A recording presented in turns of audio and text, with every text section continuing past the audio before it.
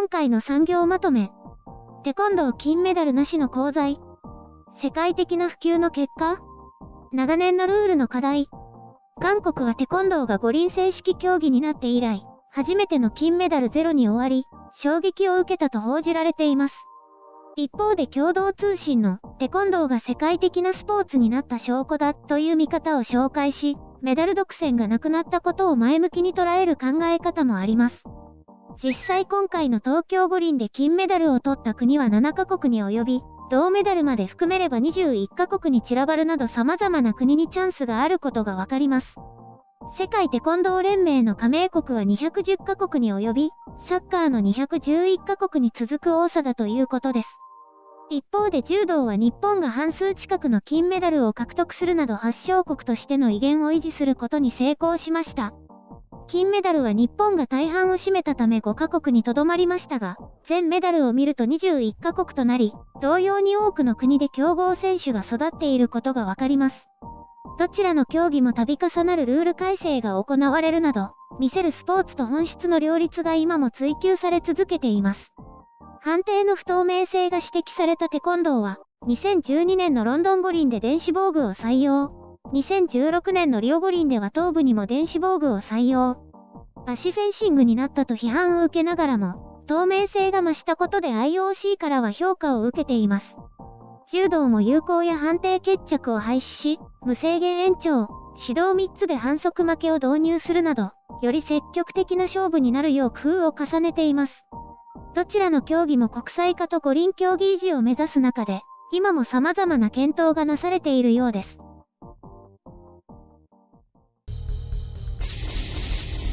編集書簡。今回の概要。国際化で失われる精神性。勝利至上主義の中で、勝負と美学の両立と困難。私は五輪の中ではやっぱり1対1の対戦競技は面白いなと思います。柔道やレスリングはついつい見ちゃいますね。一方でテコンドーやフェンシングはあんまり面白いとは感じないかな。電子判定はやむを得ないんだけど、よくわからないですよね。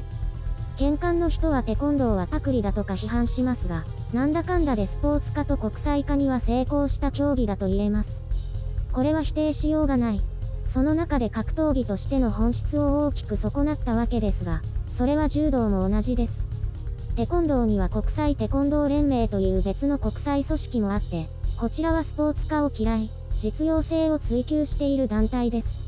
柔道のルール改正の苦難は何度も議論になりましたね。紆余曲折の末、今は観戦をかなり楽しめる競技になってきたと思います。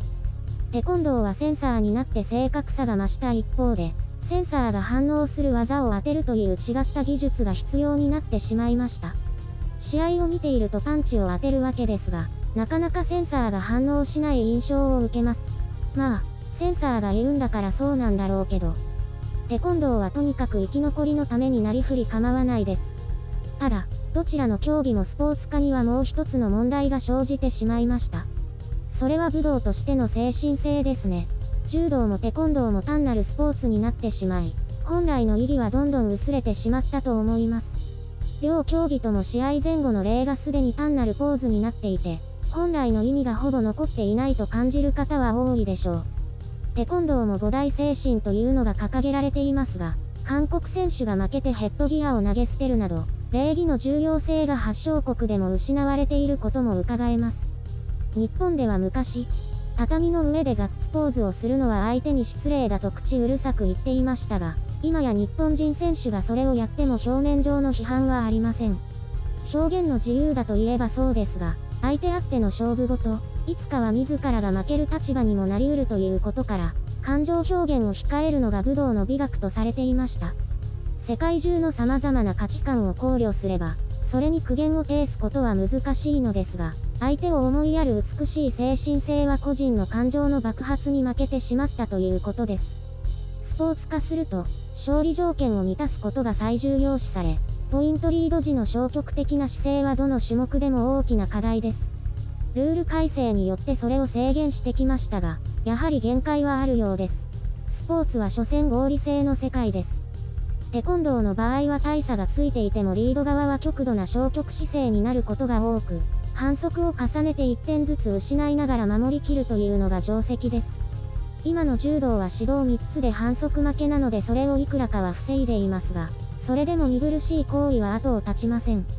スポーツ化したルールをうまく利用する選手が大半を占める中、日本人選手の中にはアルファベットの柔道ではなく本来の柔らの道柔道を追い求める選手もいます。一本勝ちで全勝優勝をすることに最高の価値を置き、リードしていても積極攻撃を続けて一本を目指すという別の勝負次元を繰り広げているわけです。韓国のテコンドー選手も、日本の柔道選手も、発祥国選手として金メダルを期待され、異様なプレッシャーを受けていることでしょう。金メダルと美しい精神性の両立は困難であり、非合理的ですが、あくまでそれを追求する姿に人は心を打たれるものだと思います。スポーツである以上、結果が全てです。美しい精神性を示しても、早々に敗退すれば誰も評価しないわけです。関係者もメディアも目先の結果ばかりに目が行く一方で、両立を目指す一部の選手たちには称賛の拍手を送るしかありません。たとえ結果が出なくても、韓国でも、絶対的な強さとテコンドー本来の精神性の両立を成し遂げる選手の登場がひそやかに待ち望まれているのだと思います。いないようだけど。東京五輪で最強、テコンドーの皇帝と評されたイデフン選手にその期待が集まっていましたが、1回戦で敗れた時にヘッドギアを投げ捨てたのはこの選手。敗者復活で勝ち上がり、3位決定戦まで進みましたが中国の選手に敗れて結果も美学も示せなかったなと個人的には感じました。まあ悔しいよね。韓国メディアオーマイニュースは、マナーと品格は世界最強、と評しましたが、敗者が勝者を称えるのはテコンドーでは珍しいそうです。こんなに細かいことを言うのは一部の日本人だけなのかな。でもその精神性があってこそかっこいいんだと思うんですけどね。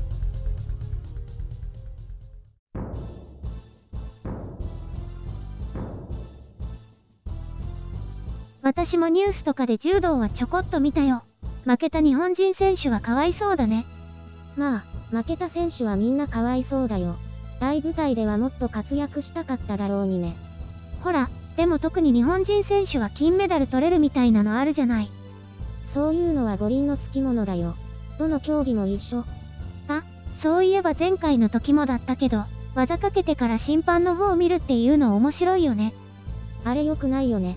まだ試合止まってないのにね。レスリングでもあるよね。今の見た？みたいなの。でもやってる人としては気になるんだろうね。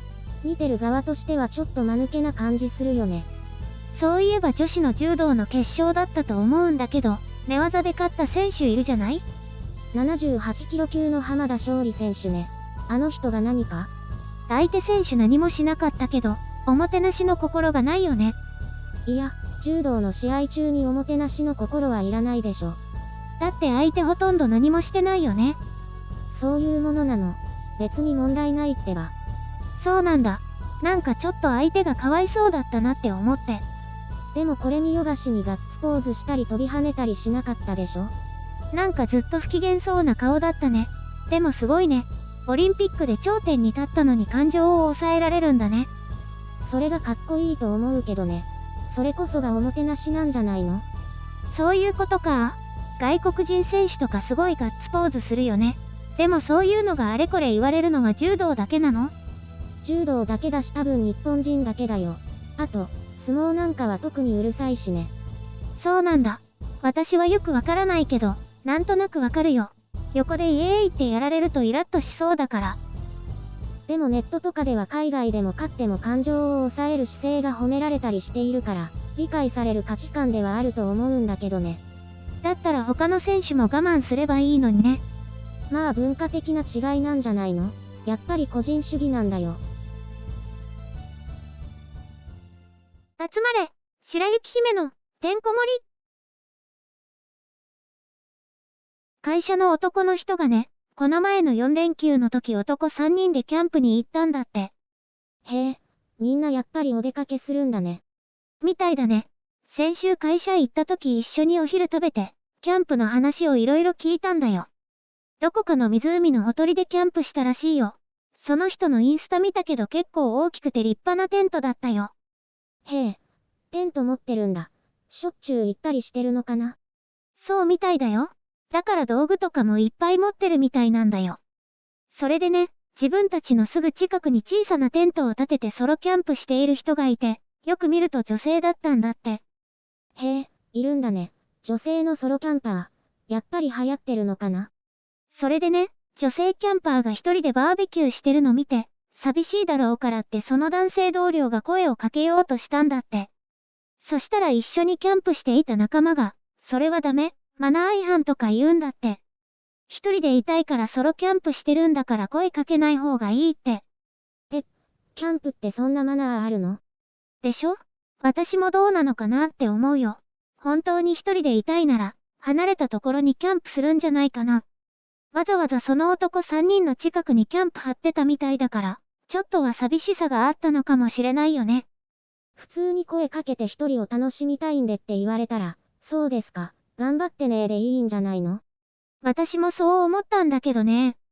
野口はじめさんはよくソロキャンプに行ってるけど、そこで知り合った人と仲良くしたりしてたんじゃなかった？なんか前にそういう話をしてたよね。それにしてもなんかいいよね。ソロキャンプをする女性。かっこいい。私は別にかっこいいとか思わなかったけど、前にテレビで見たとき手際がいい人はかっこいいって思ったよ。私はほら、いろいろ問題があって無理だな。まず虫がダメでしょ。それに夜お化けが怖くて眠れそうにないし、トイレ問題もあるし。お化けって、小学生みたい。まあ一人で暗いのは怖いけど。リラックスしたいのにどう考えてもできそうにないよね。だから私はベランダに出してるリクライニングの椅子に座って、今宵もソロキャンプ気分を楽しみます。ソロだけどキャンプではないよね。ただのベランディング。